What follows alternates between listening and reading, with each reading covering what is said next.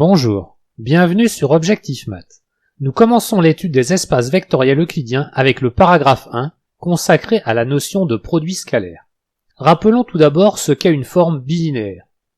On considère E un espace vectoriel sur un corps K et phi une application définie sur E croix E à valeur dans K. On dit que phi est bilinéaire lorsque phi vérifie les deux propriétés suivantes. Pour tout élément x fixé de E, l'application partielle qui a tout y de E associe phi de x et de y est linéaire.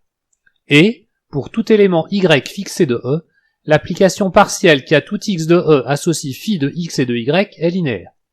Une forme bilinéaire peut avoir des propriétés particulières. La symétrie en est une.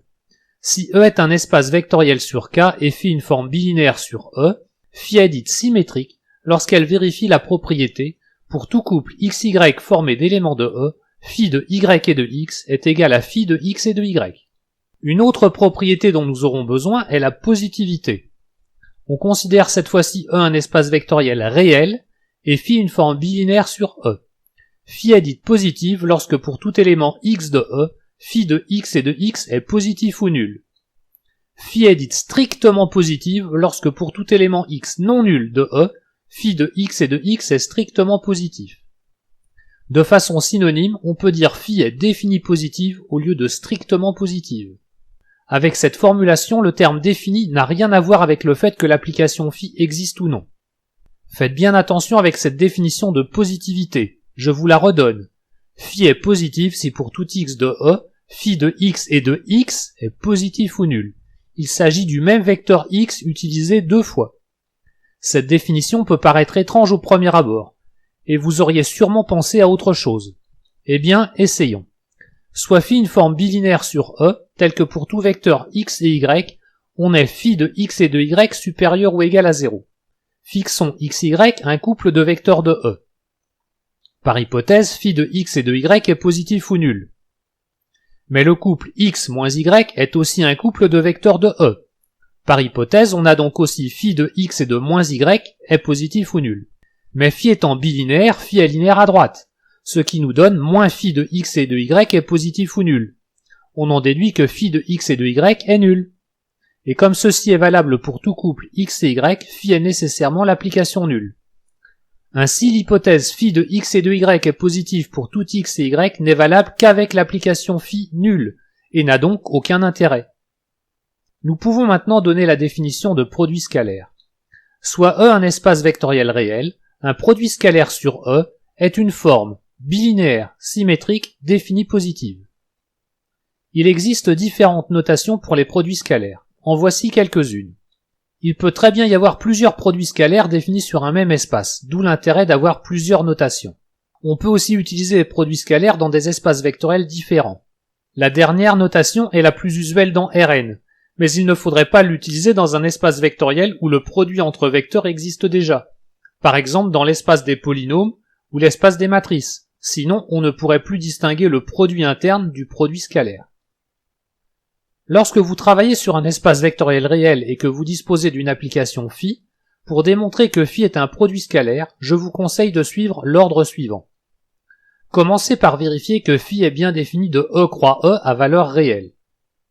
Montrez ensuite que phi est symétrique. Montrez ensuite que phi est linéaire à droite, ou à gauche, comme vous préférez, mais ne montrez pas les deux, car ayant déjà démontré que phi est symétrique, elle sera automatiquement linéaire de l'autre côté. Montrez ensuite que phi est positive, et enfin montrez que phi est définie positive.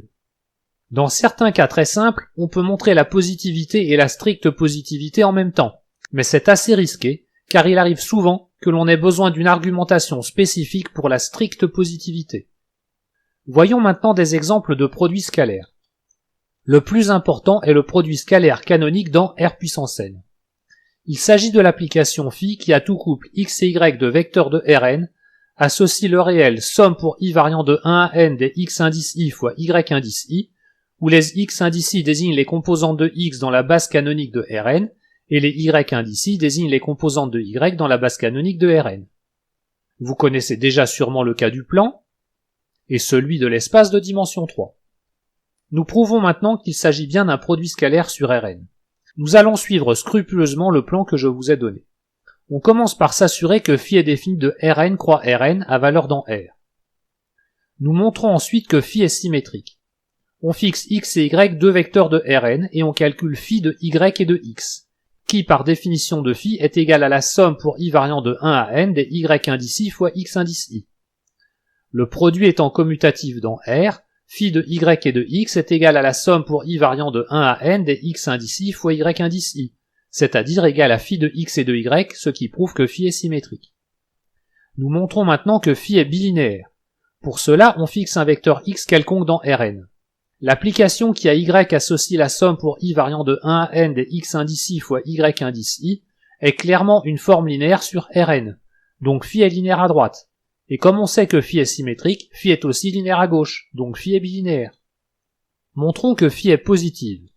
On considère x un vecteur de Rn et on calcule phi de x et de x, qui est égal à la somme pour i variant de 1 à n des x indice i au carré.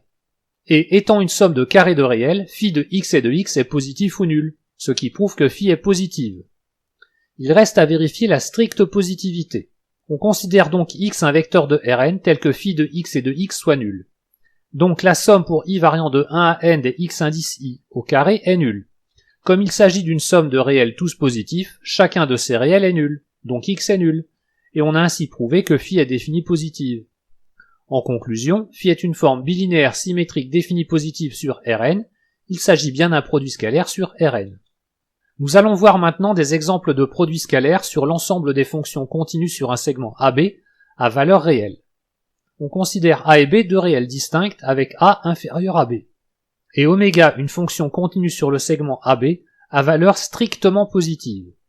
Et on définit phi, la fonction qui a tout couple de fonctions continues f et g, associe l'intégrale de A à B de oméga de t fois f de t fois g de t dt. Nous allons établir que phi est un produit scalaire dans l'ensemble des fonctions continues sur AB à valeur réelle. On notera que l'on définit ainsi une infinité de produits scalaires sur le même espace. Pour simplifier, on note E l'ensemble des fonctions continues sur le segment AB à valeur réelle. Vérifions les ensembles de définition et d'arrivée de phi. Soit f et g deux éléments de E. La fonction qui à t associe oméga de t fois f de t fois g de t est un produit de fonctions continues. Elle est aussi un élément de E. Donc son intégrale de a à b existe bien et est un réel. Ceci justifie l'ensemble de définition et d'arrivée de phi. Montrons maintenant que phi est symétrique. Soit f et g deux éléments de E. Phi de g et de f est égal à l'intégrale de a à b de oméga de t fois g de t fois f de t dt. Par commutativité du produit dans R, on obtient que phi de g et de f est égal à phi de f et de g, ce qui prouve que phi est symétrique. Montrons que phi est bilinéaire. On fixe f un élément de E, soit lambda un réel et g1 et g2 deux éléments de E. Phi de f et de lambda g1 plus g2 est égal à l'intégrale de a à b de oméga de t fois f de t fois lambda g1 plus g2 de t dt. On applique la définition d'une somme d'application. On utilise la distributivité de la multiplication par rapport à l'addition dans R. On utilise la linéarité de l'intégrale, ce qui nous donne finalement phi de f et de lambda g1 plus g2 est égal à lambda phi de f et de g1 plus phi de f et de g2. On en déduit que phi est linéaire par rapport à la deuxième variable. Et comme on a vu que phi est symétrique, phi est nécessairement bilinéaire. Montrons la positivité de phi. Soit f un élément de E, phi de f et de f est égal à l'intégrale de a à b de oméga de t fois f au carré de t dt. Comme on a supposé a plus petit que b et que la fonction qui a t associe oméga de t fois f au carré de t est positive sur le segment AB, son intégrale de a à b est positive. Donc phi de f et de f est positif, ce qui prouve que phi est positive.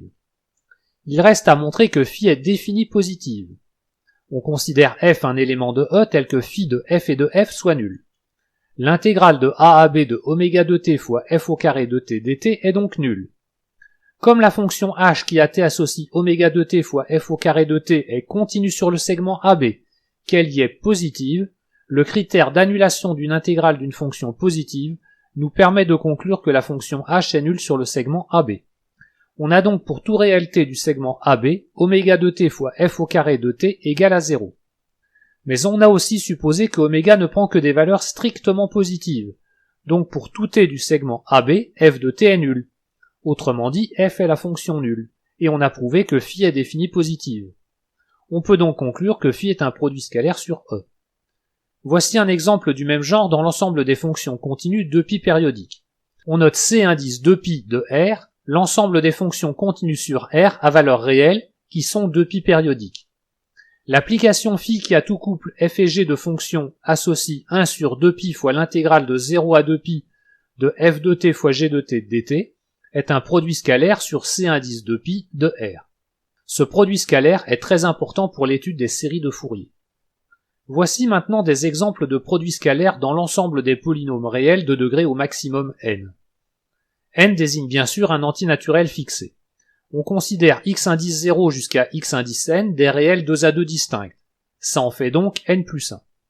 Et on considère phi l'application qui a un couple pq de polynômes associe la somme pour k variant de 0 à n des p de x indice k fois q de x indice k.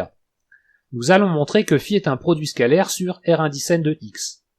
On commence par vérifier les ensembles de définition et d'arrivée de phi. Considérons P et Q deux polynômes réels de degré inférieur ou égaux à n.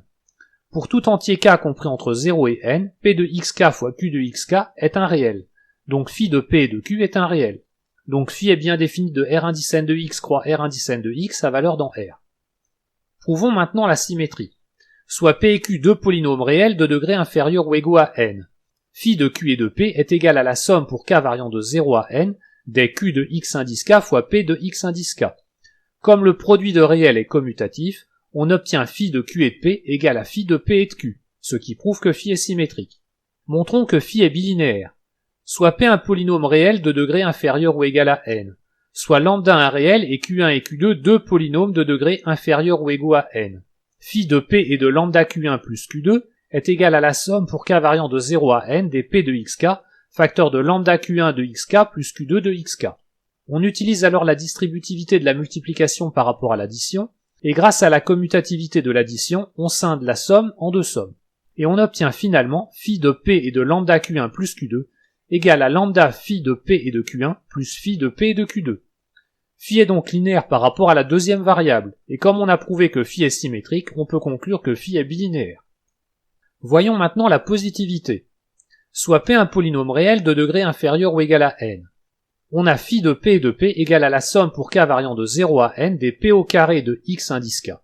Comme chaque P de xk est un réel, leurs carrés sont des réels positifs, et leur somme, phi de P et de P, est positive. Il reste à montrer que phi est définie positive. Pour cela, on considère P un polynôme réel de degré inférieur ou égal à n, tel que phi de P et de P soit nul. La somme pour k variant de 0 à n des P au carré de xk est donc nulle. Mais tous les termes de cette somme sont des réels positifs, donc chaque terme est nul. Ce qui prouve que P a n plus une racine distincte. Et comme P est un polynôme de degré inférieur ou égal à n, P est nécessairement le polynôme nul. On peut donc maintenant conclure que phi est un produit scalaire dans l'ensemble des polynômes de degré inférieur ou égaux à n. Nous allons voir encore un nouveau produit scalaire dans l'ensemble des polynômes à coefficients réels, avec ou sans restriction sur le degré. L'application qui a tout couple de polynômes associe l'intégrale de -1 à 1 de P de t fois Q de t dt est un produit scalaire dans R de x. Il s'appelle le produit scalaire de Legendre. Vérifions les ensembles de départ et d'arrivée. Soit P et Q deux polynômes à coefficients réels.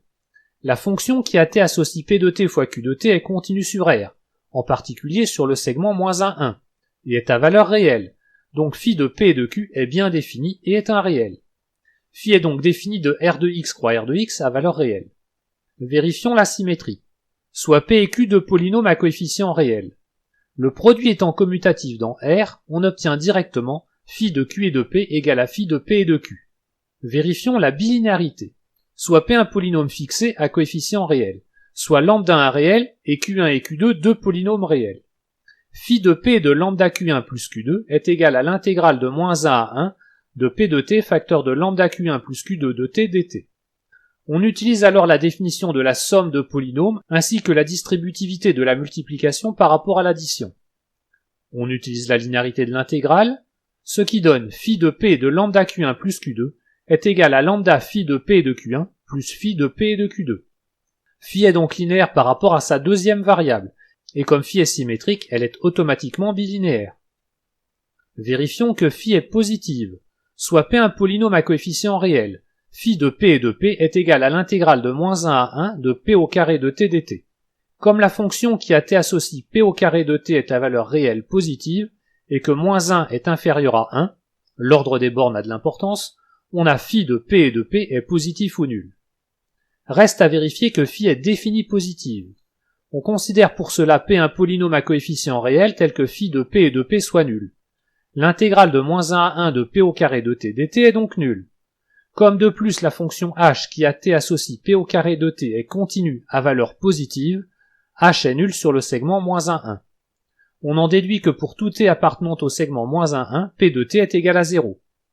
P a donc une infinité de racines, donc P est le polynôme nul. Reprenez autant de fois que nécessaire toutes ces démonstrations de produits scalaires, et faites particulièrement attention à la preuve de la stricte positivité. Tous les arguments sont indispensables. Voici quelques autres produits scalaires dans l'espace des polynômes. L'un des plus importants est le produit scalaire de Tchebychev.